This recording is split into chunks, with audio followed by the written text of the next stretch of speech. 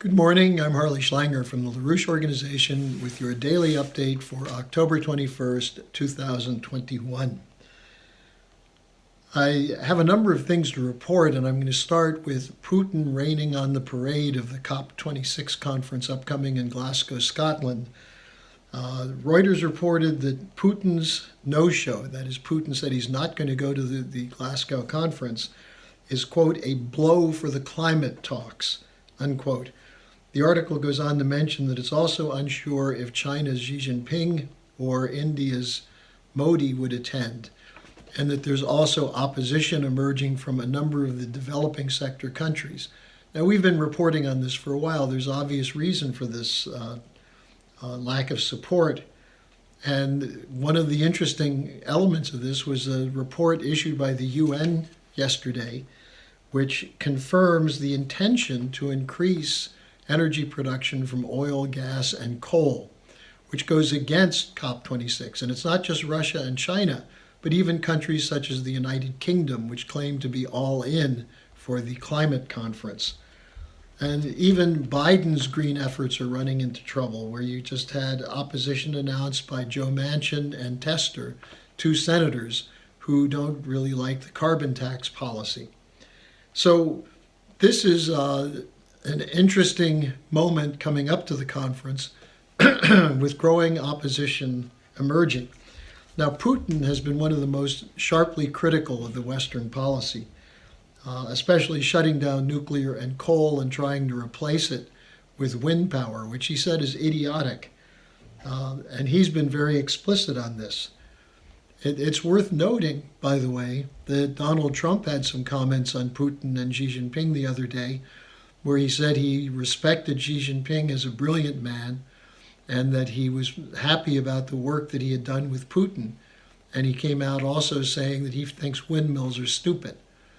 Now, given the Trump statement of support for Putin and Putin's rejection of the COP26 conference, should it be a surprise that ABC News trotted out Christopher Steele to do an interview last Sunday with George Stephanopoulos, where he said much of what he wrote in his dossier he still believes is true, despite the fact that the intelligence agencies that initially certified it all have said that it's false, despite the fact that there's no evidence that the claims he made are true. He still insists that the PP tape that he claims Putin has of Trump hiring prostitutes to urinate on a bed occupied by Barack Obama in a Moscow hotel, that he still says he thinks that exists. When Stephanopoulos asked why hasn't it been produced, he said because Trump did so much good for the Russians. That is, the Russians have no intention to release it as long as Trump supports them.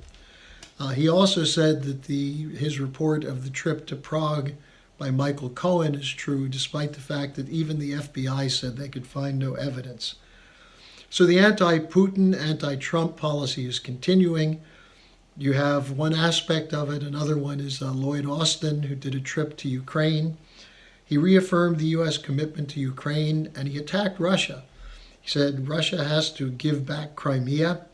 They have to stop the war in eastern Ukraine, not even mentioning that it's the neo-Nazi battalions of the Ukrainian military and security forces that are the ones continuing the fighting in eastern Ukraine. And he goes on to say that also the cyber attacks he accused the Russians of doing, and he reaffirmed Ukraine's right to join NATO, although he didn't endorse it explicitly. But Putin has said Ukraine joining NATO would be a red line. Now, while this is all going on, there was a forum in Moscow yesterday, the so-called Moscow Forum on Afghanistan, where Sergei Lavrov, the Russian foreign minister, insisted on or kept up the pressure on the Taliban that they must meet certain standards, including bringing other networks and other organizations into their government, respecting the rights of women and children and others. So he said there'll be no recognition until they meet those standards. However, he said there must be aid. Now, as he said that, the U.S. Treasury reconfirmed they're continuing to freeze the money that's the money of Afghan people that's being held by the Treasury Department at the Federal Reserve. That is, the Afghanistan revenues and money that belongs to that country is being held until who knows what. Now, I want to use this to just segue into another topic, which is the continued control of the war party over both parties and the control over the overall narrative.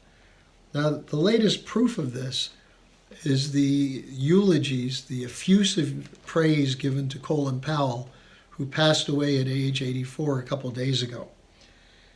Powell is a war criminal. The idea that he was an honorable man, that he was a good man, that he came up through the ranks, that he showed that the American dream still works, all that's irrelevant.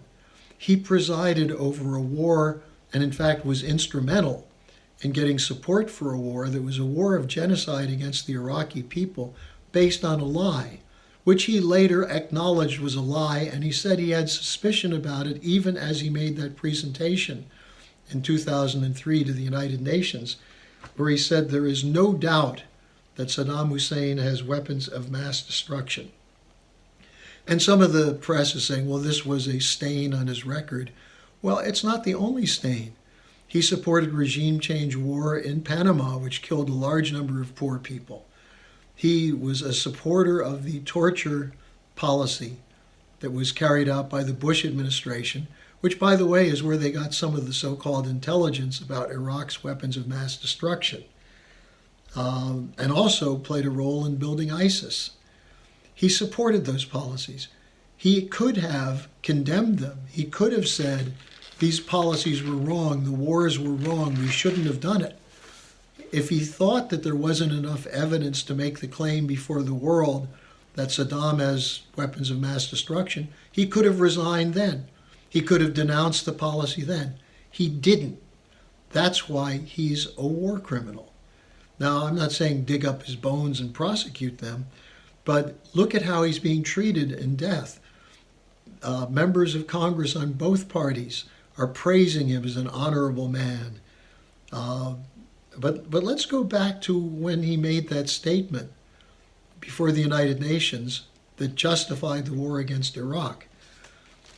There was general agreement that within the intelligence community, but within the media. The New York Times said that Powell presented a sober, factual case against Mr. Hussein's regime. Well, it turns out to be it wasn't a sober, factual case. It was a bunch of lies. The Washington Post said the evidence is irrefutable. Well, it's been refuted. Now, this is not just so-called left, liberal, democratic-leaning media. Sean Hannity said, quote, it was irrefutable, undeniable, uncontrovertible evidence. He said, Powell brilliantly delivered that smoking gun today, end quote. Unanimity for war. This is the same network that produced the pack of lies which justified the Iraq War, which justified the attacks on Trump and Putin with Russiagate. And that's why the reemergence of Christopher Steele is so interesting. Steele was a member of MI6 working directly under Sir Richard Dearlove, who vouched for his dodgy dossier in 2016. The same Richard Dearlove who worked with Tony Blair to produce another dodgy dossier in 2003, which Powell used in his UN address calling for the elimination of Saddam Hussein and his government. Powell was eulogized, has been eulogized as an honorable man. And it reminds me of what Shakespeare, the words he put in the mouth of Mark Antony about Brutus. Brutus was an honorable man. So are they all honorable men. The war party wants you to believe that this was an honest mistake, but it was necessary to do. The same way they're continuing to kill the children and women of Afghanistan, the same way they're starving Syrian and Yemen, children of Yemen, the same way they're building up for war with Russia and China. This is a war party.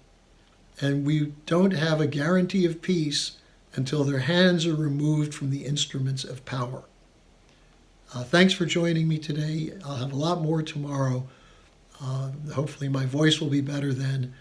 And remember, tomorrow's Friday, so I'll be taking your questions at harleysch@gmail.com.